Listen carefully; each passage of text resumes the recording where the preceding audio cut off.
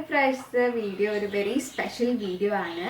എൻ്റെ ബ്രദറിൻ്റെ ബർത്ത്ഡേ ആയിരുന്നു November 14th. അപ്പോൾ ബ്രദറിൻ്റെ പേര് അനേക് എന്നാണ്.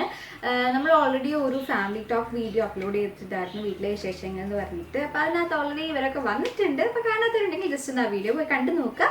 ലിങ്ക് ഞാൻ ഡിസ്ക്രിപ്ഷനിൽ ഇടാം കേട്ടോ.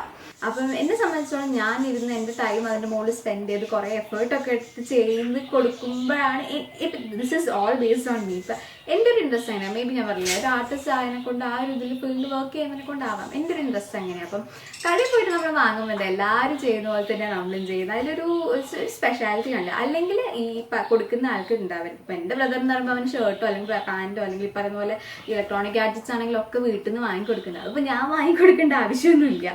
അപ്പോൾ അതുകൊണ്ട് അതെന്നെ വീണ്ടും അവനുള്ള സാധനങ്ങൾ തന്നെ വീണ്ടും വീണ്ടും വാങ്ങിക്കൊടുക്കുന്നതിനൊരു ലോജിക്ക് ഞാൻ കണ്ടില്ല. അപ്പം അതുകൊണ്ട് നമ്മളെ ഗിഫ്റ്റും നമ്മളെ കാര്യങ്ങളൊക്കെ എപ്പോഴും ഒരു വെറൈറ്റി ആയിരിക്കുമല്ലോ, എല്ലാം എന്താ പറയുക ഒരു യുണീക്നെസ്സിൽ കീപ്പ് ചെയ്യാൻ ഇഷ്ടപ്പെടുന്ന ഒരാളാണ് ഞാൻ. അപ്പം എന്താണ് കൊടുത്തതെന്നും എങ്ങനെയാണ് അവൻ്റെ ഒരു റിയാക്ഷൻ, ആദ്യമായിട്ട് ചേച്ചീൻ്റെ കയ്യിൽ നിന്ന് ഒരു ഗിഫ്റ്റ് വാങ്ങിയപ്പോൾ എൻ്റെ ബ്രദറിൻ്റെ റിയാക്ഷൻ എന്തായിരുന്നു എന്നൊക്കെ നമുക്ക് കണ്ടിട്ട് തരാവേ. അപ്പോൾ ഇപ്പോൾ കറക്റ്റ് 11:58 ഞാൻ പോയി വിളിച്ചിട്ട് വന്നിട്ടുണ്ട് ഓൾറെഡി. ഇനി ഓൻ താഴെയുള്ളത്, അപ്പോൾ താഴെ നിന്ന് മുകളിലേക്ക് കയറി വരണം, അതുവരെ ഞാൻ വെയിറ്റ് ചെയ്യണം. അപ്പം നമുക്ക് വെയിറ്റ് ചെയ്യാം, ഇപ്പം കയറി വരും.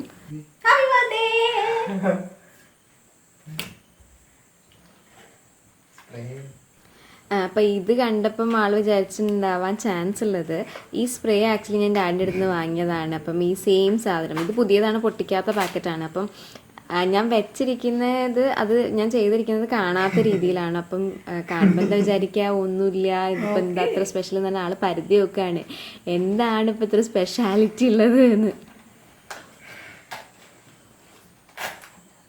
മിക്കവാറും എന്തോ പ്രാങ്കാന്ന് വിചാരിക്കാനാണ് എല്ലാ ചാൻസും. അത് തുറന്നു വരെ നോക്കി, എന്നിട്ടാണ് ആള് കണ്ടത് ഇതിന്റെ ബാക്കിലാണ് ഉള്ളത് എന്നുള്ളത്.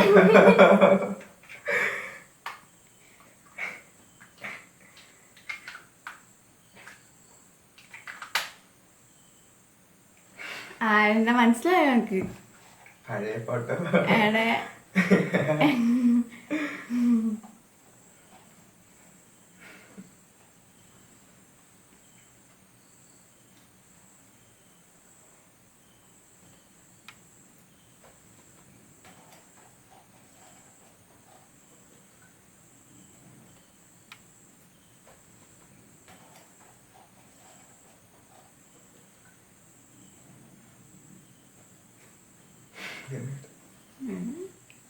ഞാൻ എന്തേ പറയുന്നൊക്കെ വെയിറ്റ് ചെയ്തിരുന്നു, ഒന്നും പറഞ്ഞില്ല, ആളിറങ്ങി പോയി. ആദ്യമായിട്ട് ഞാൻ കൊടുത്തതിൻ്റെ ഷോക്കായിരുന്നു, എന്താണെന്ന് എനിക്കൊന്നും മനസ്സിലായില്ല. പിന്നെ 12 മണി കഴിഞ്ഞ് ഓർക്കിപ്പിച്ചതിനെ കൊണ്ട് ഞാനും പിന്നെ ഒന്നും പറഞ്ഞില്ല.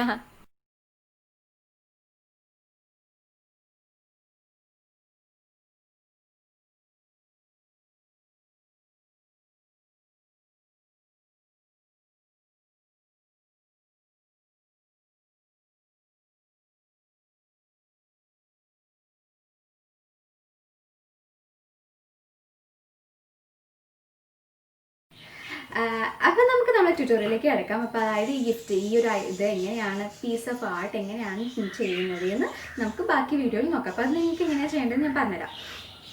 അപ്പോൾ അതിന് മുന്നേ എല്ലാവരും ഇങ്ങനെ ഒരു ഗിഫ്റ്റ് അക്സെപ്റ്റ് ചെയ്തോളണമെന്നില്ല കേട്ടോ. ചിലർക്ക് ചിലപ്പം എന്താ പറയുക എക്സ്പെൻസീവ് ആയിട്ടുള്ള അല്ലെങ്കിൽ ഭയങ്കര മണി വാല്യൂ ഉള്ള വേർത്തുള്ള ഗിഫ്റ്റുകളായിരിക്കും കിട്ടാൻ താല്പര്യം. ഓരോരുത്തർ എക്സ്പെക്റ്റേഷൻ ഓരോന്നായിരിക്കുമല്ലോ. അപ്പോൾ അങ്ങനത്തെ ആൾക്കാർക്ക് ഇങ്ങനത്തെ ഗിഫ്റ്റ് കൊടുത്തു കഴിഞ്ഞാൽ ഒരു വാല്യൂ ഉണ്ടാവില്ല, നമുക്ക് അവസാനം പുച്ഛം മാത്രമേ കിട്ടുള്ളൂ.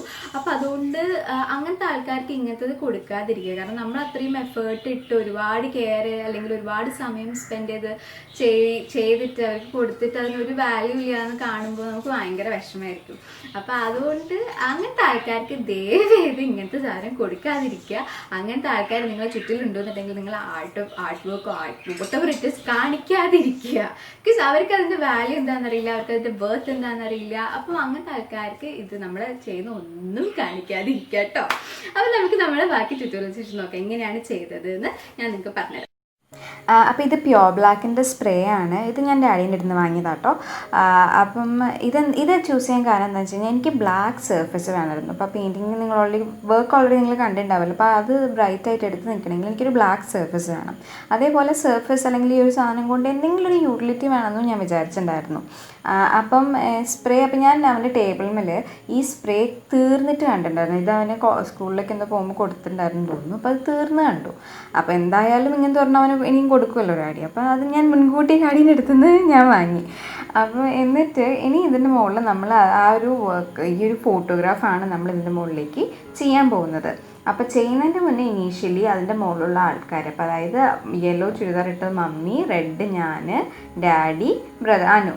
അപ്പം ഞങ്ങൾ 4 പേരെ ഇതിൻ്റെ മുകളിലേക്ക് സ്കെച്ച് ചെയ്യണം. അപ്പം ഈ ഓൾമോസ്റ്റ് ഇതുപോലെ നമ്മൾ നോർമലി സ്കെച്ച് ചെയ്യുന്നതിനെക്കാട്ടും കുറച്ചൊരു ബുദ്ധിമുട്ടുണ്ട്. കാരണം ഇത് കംപ്ലീറ്റ് ബ്ലാക്ക് സർഫസ് അതിനെക്കൊണ്ട് ഒരു ആംഗിളിൽ വെച്ച് നോക്കുമ്പോൾ മാത്രമേ വരച്ചത് കാണുന്നുള്ളൂ. ഇപ്പം ഈ വീഡിയോ എടുത്തു കഴിഞ്ഞാൽ ഇപ്പം എഡിറ്റ് ചെയ്യുമ്പോഴാണ് ഞാൻ കാണുന്നത്. വീഡിയോയിൽ ശരിക്കും നന്നായിട്ട് ആൾക്കാരൊക്കെ കാണുന്നുണ്ട്. പക്ഷെ വരച്ചുകൊണ്ടിരിക്കുമ്പോൾ എനിക്ക് കാണുന്നുണ്ടായിരുന്നില്ല ഞാൻ എവിടെയാണ് എന്താണ് വരയ്ക്കുന്നതെന്നുള്ളത്. പിന്നെ എനിക്കൊരു നിർബന്ധം ഉണ്ടായിരുന്നു, ഭയങ്കര സ്പെഷ്യലായിരിക്കണം എന്ന്. അപ്പോൾ ഞാൻ എന്തുകൊണ്ട് ഈ ഫോട്ടോ ചൂസ് ചെയ്തു എന്ന് വെച്ച് കഴിഞ്ഞാൽ, ഇപ്പം ഡാഡീൻ്റെ മമ്മിൻ്റെ വെഡ്ഡിങ് കഴിഞ്ഞിട്ട് ഓൾമോസ്റ്റ് 27 ഇയേഴ്സായി. അപ്പോൾ 27 ഇയേഴ്സിൽ ഞങ്ങളൊരു ഫാമിലി ഫോട്ടോ സ്റ്റുഡിയോ പോയിട്ട് എടുത്തിട്ടുള്ള ആകെ ഈ ഒരൊറ്റ ഫോട്ടോ ഉള്ളൂ. അപ്പോൾ ഈ ഒരു ഫോട്ടോ കണ്ടു കഴിഞ്ഞാൽ അറിയാം ഇത് ഞങ്ങളാണ് എന്നും. അതും അത്രയും എന്താ പറയുക, ഒരു ഫാമിലി ഇമ്പോർട്ടൻസ് ഉള്ളൊരു ഫോട്ടോഗ്രാഫാണിത്. ഇത് കുറേ മുന്നേ എടുത്തതിനെ കൊണ്ട് അത്യാവശ്യം ഓൾമോസ്റ്റ് ഡാമേജ് ആയ ഇതിലാണ് ഉള്ളത് തന്നെ. അപ്പോൾ അതുകൊണ്ട് ഇതിനെ ഒരു മെമ്മറി ആയിട്ട് അല്ലെങ്കിൽ ഇതിനൊന്ന് റീക്രിയേറ്റ് ചെയ്യാനാണ് ഇവിടെ ഞാൻ ട്രൈ ചെയ്യാൻ പോണേ, അല്ലെങ്കിൽ ട്രൈ ചെയ്തിട്ടുള്ളത്, അല്ലെങ്കിൽ അതായിരുന്നു എൻ്റെ ഒരു മെയിൻ മോട്ടീവ്. അപ്പം ഞങ്ങളെ ഫാമിലിയിൽ മേ ബി ഡാഡിക്കും അനുവിനും മമ്മിക്കും ഹോപ്പ്ഫുള്ളി മനസ്സിലായിട്ടുണ്ടാവും. ഞങ്ങൾക്കറിയാമല്ലോ ഈ ഒരു ഫോട്ടോ എന്താണ്, ഞങ്ങൾക്ക് എത്രത്തോളം വാല്യൂബിൾ ആണിത് എന്നുള്ളത്. മേ ബി ഔട്ട്സൈഡ് റിലേറ്റീവ്സിന് അല്ലെങ്കിൽ ബാക്കിയുള്ളവർക്ക് ഇത് കണ്ടു കഴിഞ്ഞാൽ എന്താണ് വാല്യൂ ആയി, ഇതിപ്പോൾ എന്താണ് എന്നുള്ളത് എനിക്കൊരു വാല്യൂ ഉള്ളതുപോലെ തോന്നലുണ്ടാവില്ല. പക്ഷേ ആസ് എ ഹോൾ ഞങ്ങൾക്കിപ്പോൾ ഞങ്ങളൊരു ഫാമിലി എന്നുള്ള രീതിക്ക് ഈ ഒരു ഫോട്ടോ ഭയങ്കര ഇമ്പോർട്ടൻ്റ് ആണ്, അല്ലെങ്കിൽ അത്രയും ക്ലോസ് ടു അവർ ഹാർട്ടാണ്. ആ മെമ്മറിയിൽ നല്ലൊരു പൊസിഷനിലുള്ള ഒരു ഫോട്ടോഗ്രാഫാണ്. അപ്പോൾ അതുകൊണ്ടാണ് ഞാൻ ഈ ഒരു ഫോട്ടോഗ്രാഫ് റീക്രിയേറ്റ് ചെയ്യാൻ ചൂസ് ചെയ്തത്. ആദ്യം ബേസ് അടിക്കാൻ പോവാണ്. അപ്പം ബേസ് അടിക്കുക എന്ന് പറയുമ്പം ഇപ്പോൾ ഈ ഫോട്ടോഗ്രാഫ് നിങ്ങൾ നോക്കുമ്പം അനു ആണ് അത്യാവശ്യം നല്ല രീതിക്ക് ഫെയർ ആയിട്ടുള്ളത്. അപ്പോൾ അതിന് വേണ്ടിയിട്ട് വൈറ്റും അമ്പറും മിക്സ് ചെയ്തൊരു കളറ്, ഒരു ലൈറ്റ് കളർ വെച്ചിട്ടാണ് സ്കിന്നിൻ്റെ ബേസ് അടിക്കുന്നത്. അപ്പോൾ നമ്മൾ നോർമൽ ബേസ് കോട്ട് അടിക്കുന്നതിലും ചെറിയൊരു ഡിഫറൻസ് എന്ന് വെച്ച് കഴിഞ്ഞാൽ ഇത് ഭയങ്കര ചെറുതല്ലേ. അപ്പം വലിയ ബ്രഷ് കൊണ്ട് ആദ്യം നിങ്ങൾ ജസ്റ്റ് തിക്കായിട്ട് ഇത് ഫില്ല് ചെയ്യുക. അതിന് ശേഷം ഡീറ്റെയിൽ ബ്രഷ് യൂസ് ചെയ്തിട്ട് ഔട്ട്ലൈൻ ഒന്നും കൂടെ, ഔട്ട്ലൈൻ വെച്ചാൽ കറക്റ്റ് ആ ബോർഡർ ശരിയാവണ്ടില്ലെങ്കിൽ ഫേസ് ഒരുമാതിരി ആയിരിക്കില്ലേ. അപ്പോൾ കറക്റ്റ് ബോർഡറിലൂടെ ചെറിയ ഡീറ്റെയിൽ ബ്രഷ് യൂസ് ചെയ്തിട്ട് ഫില്ല് ചെയ്തെടുത്താൽ മതി. ചെറിയ ഡീറ്റെയിൽ ബ്രഷ് കൊണ്ട് നമ്മൾ ആദ്യം മുതൽ ഫില്ല് ചെയ്തത് എന്താണെന്ന് വെച്ച് കഴിഞ്ഞാൽ, നമ്മൾ ഒരുപാട് പ്രാവശ്യം ചെറിയ സ്ട്രോക്സ് കൊണ്ട് ചെയ്യുമ്പം ഭയങ്കര സ്ട്രോക്സ് കാണും. അപ്പോൾ അത് ഒഴിവാക്കാൻ വേണ്ടിയിട്ടാണ് വലിയ ബ്രഷ് കൊണ്ട് ഫുള്ള് ഫില്ല് ചെയ്തിട്ട് പിന്നെ ചെറിയ ബ്രഷ് കൊണ്ട് ചുറ്റിലും അത് കറക്റ്റ് ചെയ്തെടുക്കുന്നത് കേട്ടോ. അപ്പോൾ ഇതേപോലെ ബാക്കിയുള്ള ആൾക്കാർ ഞങ്ങളെയും കൂടി സ്കിൻ ടോൺസ് ചെയ്യാൻ പറ്റും. അപ്പോൾ ഞങ്ങളത് അനുവിനെക്കാട്ടും കുറച്ചും കൂടി ഡാർക്കായിട്ടാണ്, ഇതേ വൈറ്റും അമ്പറും മിക്സ് ചെയ്ത്, പക്ഷെ ഞങ്ങളൊരു ഇത്തിരി ഡാർക്കായിട്ടാണ് റെപ്രസെൻറ്റ് ചെയ്തിട്ടുള്ളത്. ഇനി കോസ്റ്റ്യൂംസ് ചെയ്യാൻ വേണ്ടിയിട്ട്, അപ്പോൾ കോസ്റ്റ്യൂം ചെയ്യാൻ വേണ്ടിയിട്ട് മമ്മീൻ്റെ ഒരു യെല്ലോയിൽ കുറച്ച് ലെമൺ യെല്ലോയിൽ കുറച്ച് ക്രിംസൺ ഇട്ടൊരു കളറാണ്. ഓറഞ്ച് അല്ല, പക്ഷേ യെല്ലോ കുറച്ച് ഓറഞ്ചിൻ്റെ ആ ട്രാൻസിഷനിലേക്ക് നിൽക്കുന്ന ഒരു കളറ്. അപ്പോൾ അത് അപ്ലൈ ചെയ്യുക. എഗെയിൻ ഇവിടെ വലിയ സൈസ് 6 റൗണ്ട് ബ്രഷാണ് യൂസ് ചെയ്തിരിക്കുന്നത്. അപ്പം ജസ്റ്റ് ആദ്യം ആ ഏതൊക്കെ ഏരിയയിലാണ് പെയിൻറ്റ് വരുന്നത് വെച്ചാൽ അവിടെയൊക്കെ ഒന്ന് ജസ്റ്റ് അപ്ലൈ ചെയ്ത് കൊടുക്കുക. അപ്പോൾ നിങ്ങൾക്ക് ഇവിടെ കാണാം ഇതൊരു സ്മൂത്ത് സർഫസ് അല്ലേ, അപ്പോൾ അതിൻ്റെ ഉള്ളിൽ കൂടെ ബേസ് കാണാം, ബ്ലാക്ക് ബേസ് കാണുന്നത് കാണാം. അപ്പോൾ എന്താണ് ചെയ്യുന്നത് വെച്ച് കഴിഞ്ഞാൽ ഇത് ജസ്റ്റ് ഡ്രൈ ആവാൻ സമ്മതിക്കരുത്. ഡ്രൈ ആവുന്നതിൻ്റെ മുന്നേ തന്നെ കുറച്ചും കൂടി പെയിൻ്റ് എടുത്ത് ജസ്റ്റ് കുറച്ച് ഡൈല്യൂട്ട് ആക്കുക. എന്ന് വെച്ചാൽ ഒരു എന്താ പറയുക, കുറച്ചും കൂടി നമ്മൾ ഭയങ്കര തിക്കായിട്ട് യൂസ് ചെയ്യാണ്ട് കുറച്ചൊരു ലിക്വിഡ് ആക്കി കഴിഞ്ഞ് കഴിഞ്ഞാൽ പെയിൻറ്റ് ഓട്ടോമാറ്റിക്കലി ഫ്ലോ ആകും. എന്നിട്ട് നമ്മൾ ബ്രഷിൽ നല്ലപോലെ ലോഡ് ചെയ്തതിന് ശേഷം ഇതിൻ്റെ മുകളിലേക്ക് തിക്കായിട്ട് അപ്ലൈ ചെയ്ത് കൊടുക്കുക. അപ്പോൾ തിക്കായിട്ട് അപ്ലൈ ചെയ്ത് കഴിഞ്ഞാൽ ആ ഒരു സ്മൂത്ത് ഫിനിഷ് കിട്ടുള്ളൂ ആ സർഫേസിൽ കേട്ടോ. അപ്പോൾ ത്രൂ ഔട്ട് എല്ലാ ഡ്രസ്സും അങ്ങനെ തന്നെ നിങ്ങൾ ചെയ്യുക. തിക്കായിട്ട് ചെയ്തതിനെ കൊണ്ട് ഇനി ഫെർദർ ഡീറ്റെയിൽസ് ഒക്കെ നമുക്ക് ചെയ്യണമെന്നുണ്ടെങ്കിൽ ഒരുപാട് ടൈം ഇത് വെക്കണം ഡ്രൈ ആവാൻ വേണ്ടിയിട്ട്. അപ്പോൾ ഇതിപ്പോൾ ഞാൻ രാത്രിയാണ് ചെയ്യുന്നത്. അപ്പോൾ അതുകൊണ്ട് ഇത് ഫുൾ ബേസ് കോട്ട് അടിച്ചതിന് ശേഷം ഓവർനൈറ്റ് ഫുള്ള് വെച്ചിട്ട് അടുത്ത ദിവസം വീണ്ടും റീസ്റ്റാർട്ട് ചെയ്യാന്നുള്ള രീതിക്ക്. അപ്പം വർക്കിന് പോകുന്നതിനെ കൊണ്ട് പകൽ ചെയ്യാൻ പറ്റില്ല, വീണ്ടും എഗെയിൻ നെക്സ്റ്റ് ഡേ നൈറ്റ് വന്നിട്ട് ചെയ്യാൻ പറ്റുള്ളൂ. അപ്പോൾ അതുവരെ അത്രയും ലോങ് ഡ്രൈയിങ് അവർ ഇതിന് കിട്ടും കേട്ടോ. അപ്പോൾ എൻ്റെ ഡ്രസ്സിന് വേണ്ടിയിട്ട് ക്രിംസൺ മാത്രമാണ് യൂസ് ചെയ്തത്. ക്രിംസൻ്റെ കൂടെ കുറച്ച് യെല്ലോ മിക്സ് ചെയ്തിട്ടുണ്ട്.